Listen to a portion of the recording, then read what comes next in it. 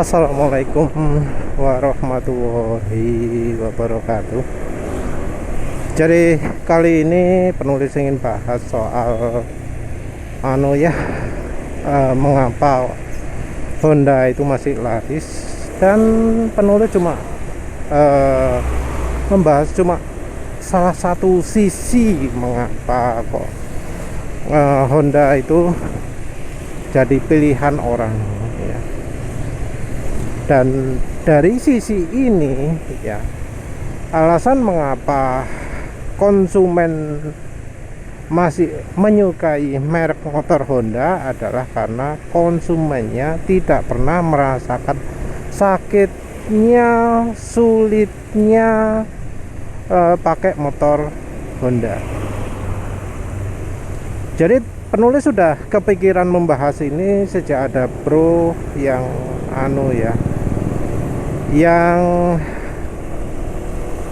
motornya Honda itu bermasalah, penyakitnya banyak ya, karena motornya adalah motor setelah 2020. Jadi motor Honda setelah 2020 itu penyakitnya banyak sekali, dari koilnya, pompa bensin, kualitas logam materialnya, dari tangki terutama yang karatan, terus ya macam-macam lah ya. Kalau untuk versi setelah 2020 atau 2020 dan lebih baru itu masalah sangat banyak sekali.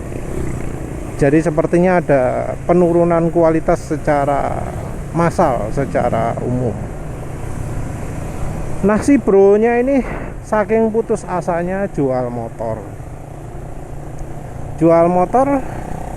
harga motornya tentu jatuh karena kebetulan rangkanya juga rangka ESA. Ya wes lah, jual harga jatuh, motornya Honda Beat. Maaf ya bro, tak pakai contoh, motor Honda Beat. Dan yang terjadi kemudian adalah beli motor Honda lagi. Jadi motor Honda baru dijual cuma dapat susuk berapa ratus ribu, dapat motor Honda lama, Honda kelas FI ya, yang startnya stuck jedor ya. Jadi yang belum ACG, yang belum ISS ya. Jadi motor Honda Beat kelas baru tahun 2020 dijual, dapatnya motor Honda Beat juga yang 10 tahun lalu lebih, dan cuma dapat kembalian beberapa ratus ribu. Nah, satu hal yang perlu digarisbawahi adalah ini keputusan istri mas, gak bisa diganggu gugat. Dan penulis juga tadi lihat postingan beli motor Honda, mau gimana lagi, istri nuntut maksa minta ini, ya wis didoakan saja, nggak ada masalah.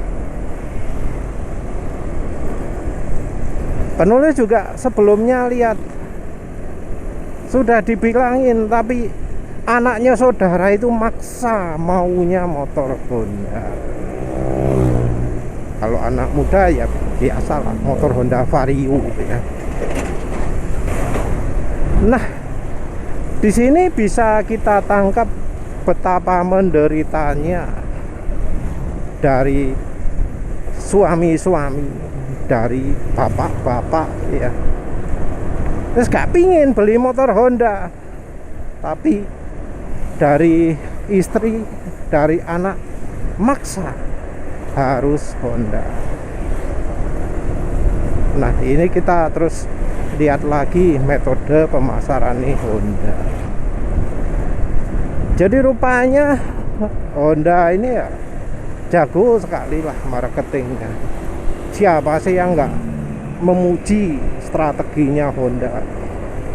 Walau dia nipu, walau dia bohong, walau secara manajemennya itu wes jahat sekali, tapi mereknya masih dicari orang.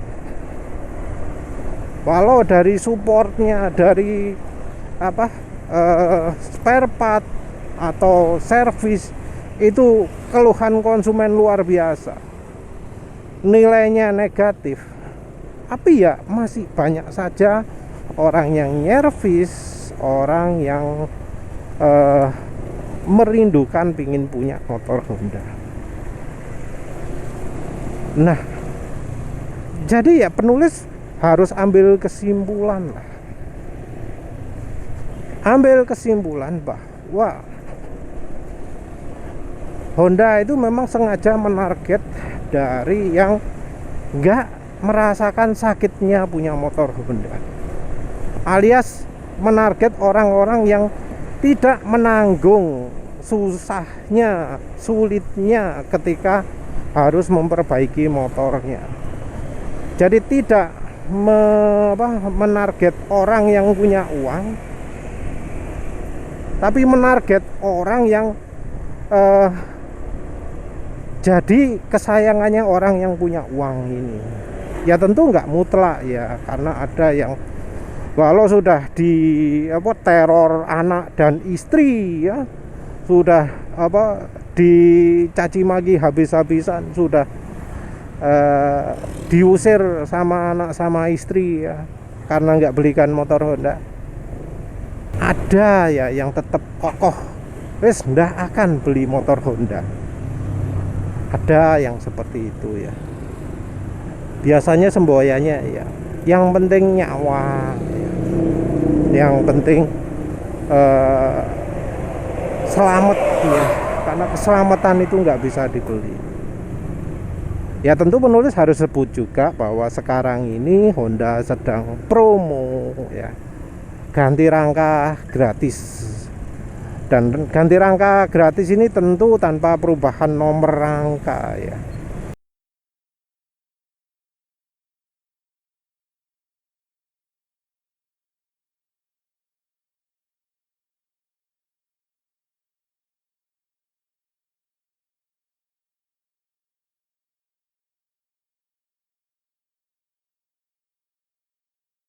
Penulis baru tahu ya, ada pesan di Facebook yang ngomong, oh ganti rangka gratis, nomor rangkanya tetap. Jadi hebatnya Honda bisa produksi rangka sesuai dengan nomor rangka yang ada pada motor konsumen. Entah apakah ini legal atau enggak ngerti, tapi yang jelas rangkanya tetap.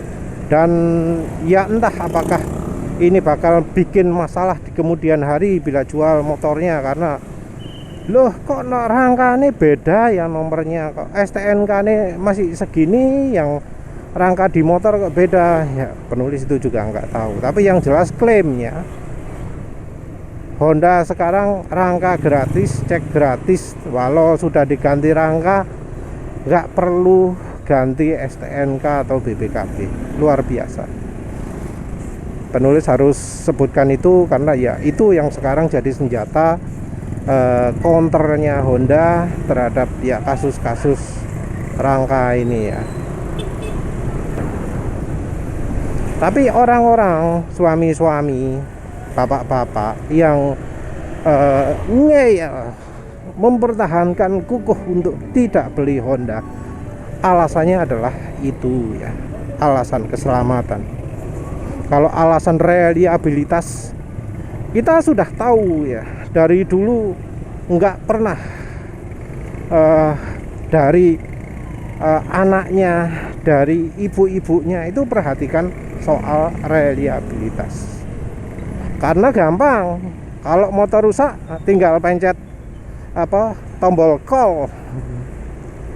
Bukan call a friend ya, tapi call bapak, call suami, suruh jemput. Iki lho motore rusak, aku tak nang pasar dhisik ndi gawan motore, tontonan motore gitu kan ya.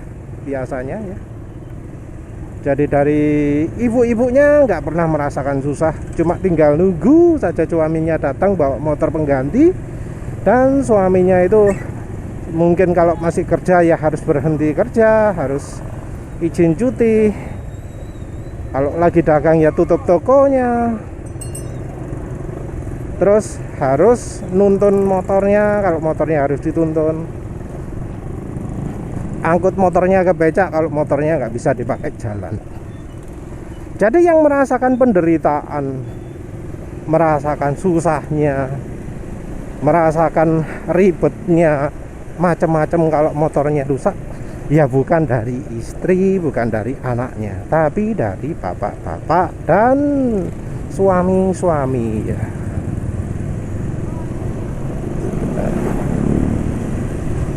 Anehnya juga ini terjadi juga pada anak loh ya. Jangan kaget anak-anak sekarang.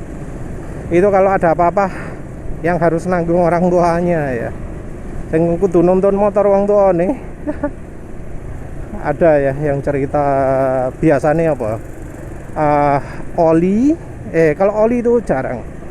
Ban, bensin. Jadi penulis beberapa kali dengar cerita atau ya lebih tepatnya keluhan ya. Nah, kalau motornya anak itu bensinnya habis, aksi yang akan dilakukan apa?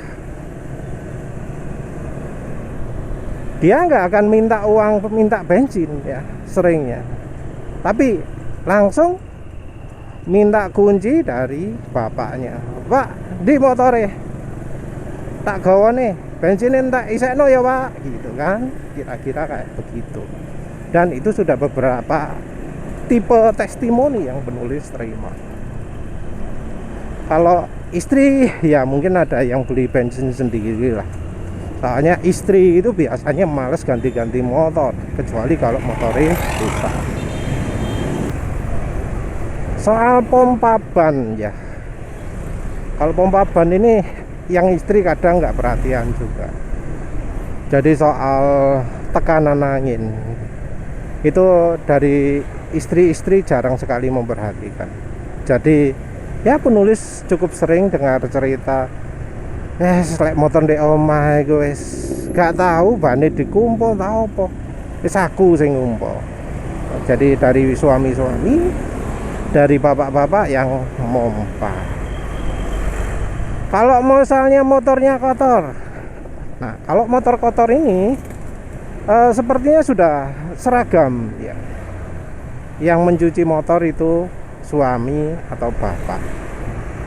Jadi kalau anak-anak motornya kotor, cuek, kotor cuek.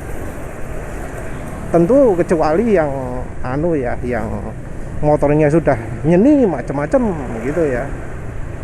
Mungkin harus dicuci motor khusus yang sekali cuci 50.000 misalnya. Kan gampang, tinggal minta, Pak, duwein di butuh cuci sepeda motor iki. Sing kadek cuci salju, dikai es krim, kayak kopi, gitu kan ya. Nah, jadi kalau misalnya ya anaknya termasuk yang seperti itu, ya mungkin minta.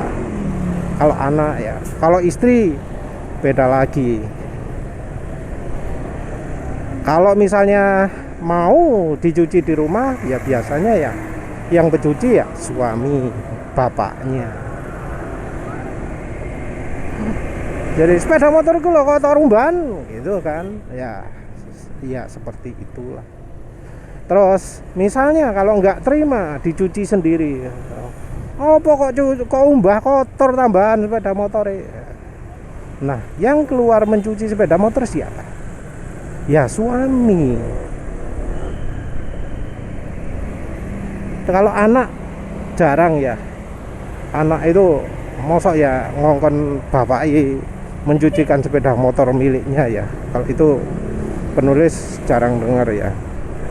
Yang lebih sering dengar itu anaknya gak peduli motore kotor gak karu-karuan, sampai ya ledek gak karu-karuan, gak direken. Nah, jadinya yang inisiatif nyuci itu adalah bapaknya. Nah, dari bahan yang tetek bengek seperti itu ya, biasanya juga kalau ada ganti oli ya bapaknya. Kadang juga servis bapaknya. Kalau dari istri juga kadang suaminya. Kalau ada juga yang istri butuh perawatan yang sangat ekstra gitu ya, pilih yang melakukan sendiri. Pak, servis udah enggak servis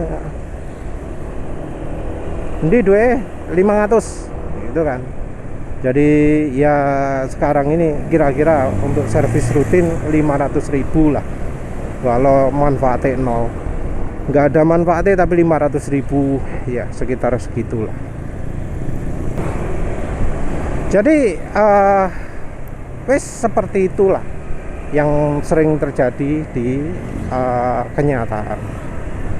Jadi kalau kemudian para anak-anak yang nggak pernah yang nggak cari uang sendiri ya, yang uang tinggal minta, atau dari istri yang merasa sudah jadi tugas suami untuk kalau misalnya ada servis macam-macam itu suami yang harus menangani. Nah, yang seperti itu kan dia dari anaknya atau dari istrinya nggak pernah merasakan betapa susahnya, betapa sengsaranya punya motor Honda. Yang dari suami tahu sendiri, nunggu berjam-jam, masalahnya malah tambah parah gitu ya. Sudah nunggu berjam-jam, servis lama, biayanya mahal, bawa pulang, terus kerja lagi, terus 2 minggu kemudian ditelepon lagi sama istri, motornya rusak lagi dengan masalah yang sama. Istri kan tinggal telepon, yang sengsara kan suaminya. Kalau anak ya sama, dari bapaknya yang paling sengsara.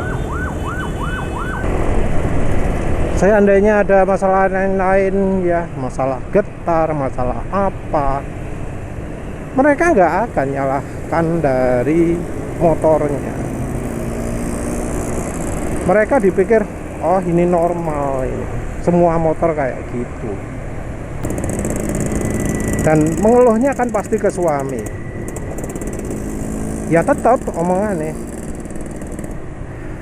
Mas, motorku geter iki lho, lek gawe mandek getarane kuwete.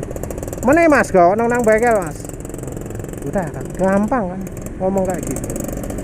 Nah, karena nggak pernah merasakan susahnya punya motor Honda. Juga misalnya kalau rangka berkarat ya, kan mereka nggak tahu ya, oh iya dah karatan dah gitu ya. Mereka kan nggak tahu ya, dipikir mungkin oh cuma kasus per kasus gitu, nggak lihat sendiri ya. Mereka biasanya meremehkan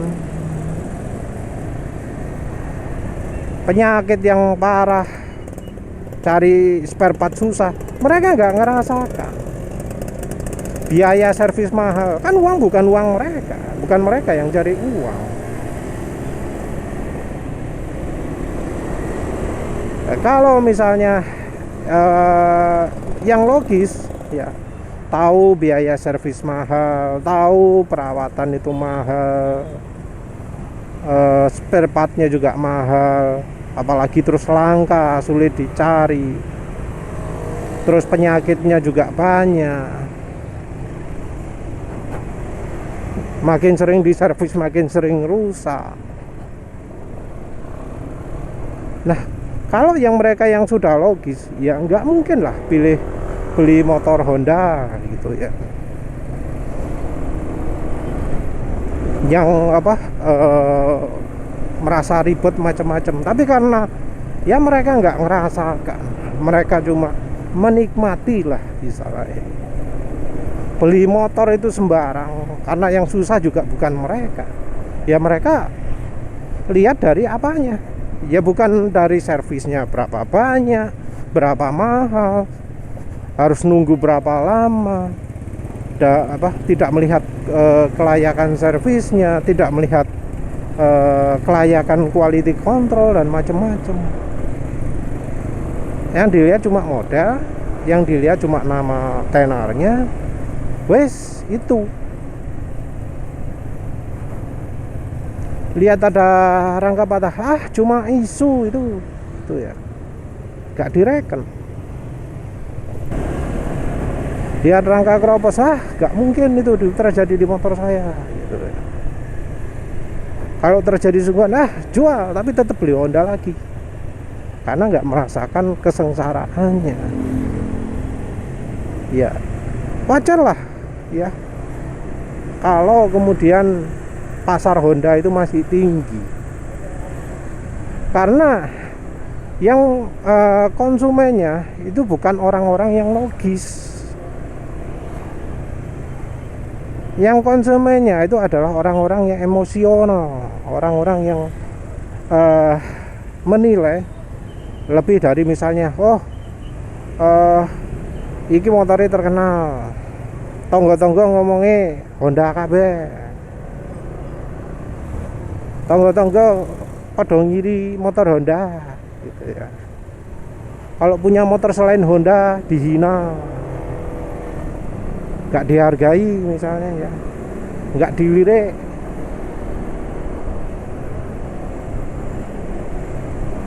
Dari anak-anaknya juga gitu, teman-teman punyanya Honda, saya kok motor lain sendiri.